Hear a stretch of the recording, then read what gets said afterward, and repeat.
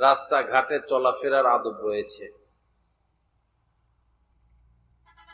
একটা মেয়ে সে পিতার বাড়িতে থাকে, তো মা বাবার আদব, বিবাহ হইল শ্বশুর বাড়িতে যাবে, তো ওইখানেও কিছু ভিন্ন আদব রয়েছে। শ্বশুর শাশুড়ির সাথে আচার আচরণ, স্বামীর সাথে তার জীবন কেমন হবে, কথাবার্তা কেমন হবে, চাল চলন কেমন হবে, আদব আছে।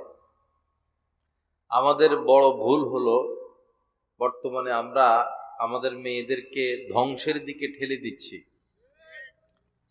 এক হলো যে তাদেরকে চাকরি মুখী বানাচ্ছি, তারা চাকরি করবে। একটা মেয়ের জীবনটাই নিরানন্দ হয়ে যায়,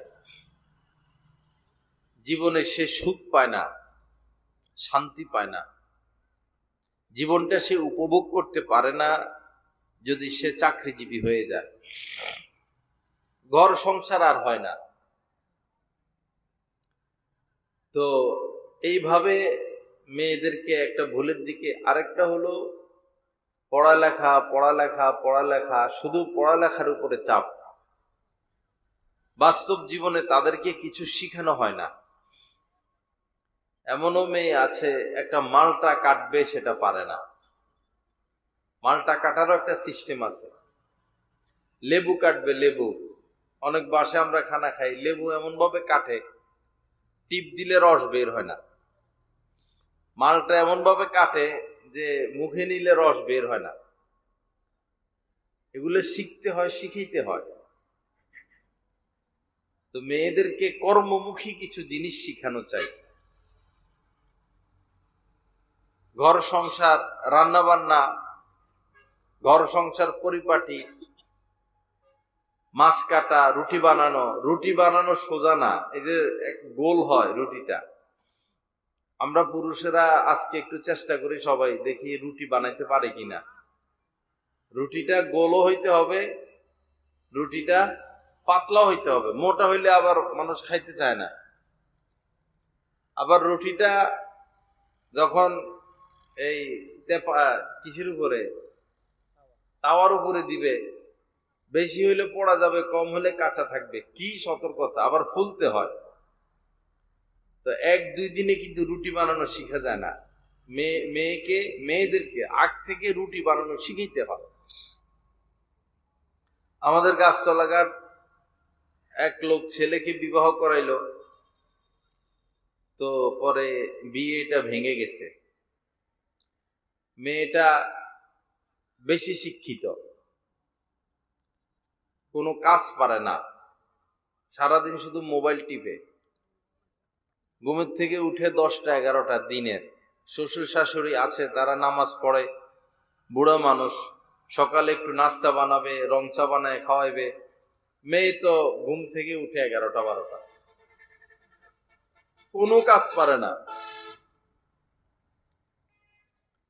পরে তরকারি যদি সুন্দর করে কাটতে না পারে, তরকারি শুধু স্বাদ হইলে হয় না, কাটার মধ্যে একটা সৌন্দর্যতা আছে।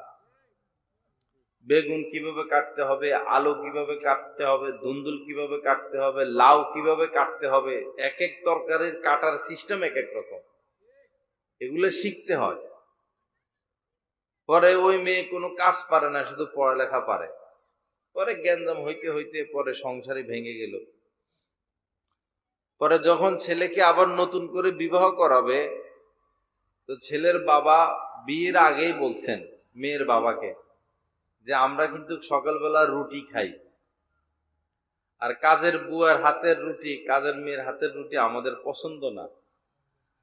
এখন আপনার মেয়ে কি 10টা 11টা পর্যন্ত ঘুমাই থাকবে, না সকালে উঠে রুটি টুটি বানাবে, বা সে রুটি বানাইতে পারে কিনা।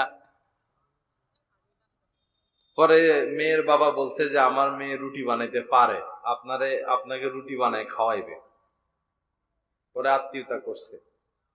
মেয়ে মানুষ, তাদের তো কিছু কাজ করতে হবে, কাজ শিখতে হবে, কাজ জানতে হবে। আই পাস না B pass, master degree pass না বিদেশ থেকে ডিগ্রি আনলো, সেটা ভিন্ন কথা। কিন্তু সংসার করতে হলে কিছু কাজ পারতে হবে।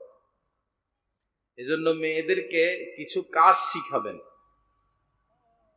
ঘর ঝাড়ু দেওয়া শিখাবেন, রান্না বান্না করা শিখাবেন,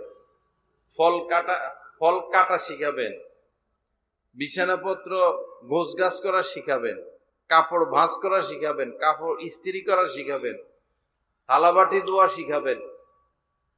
মেহমান আসলে শুধু আপনি 7-8 আইটেম 10-12 আইটেম দিয়া মেহমানকে খাওয়াইলেন, এতেই যে মেহমান খুশি হবে বিষয়টা এমন না। ব্যবহার আসল। খাওয়াইছেন পেট বইরা কিন্তু ব্যবহার করলেন খারাপ, মেহমান কি খুশি হবে? যতটুকু খাওয়াইতে পারলেন দিল দিয়া এবং মহব্বতের সাথে, তখন খাবার কম হইলেও মেহমান খুশি হয়। এগুলো মেয়েদেরকে শিখাইতে হবে। আল্লাহ তৌফিক দান করেন। আল্লাহ পাক আমাদেরকে কোরআন সুন্নাহ মোতাবেক চলার তৌফিক দান করেন।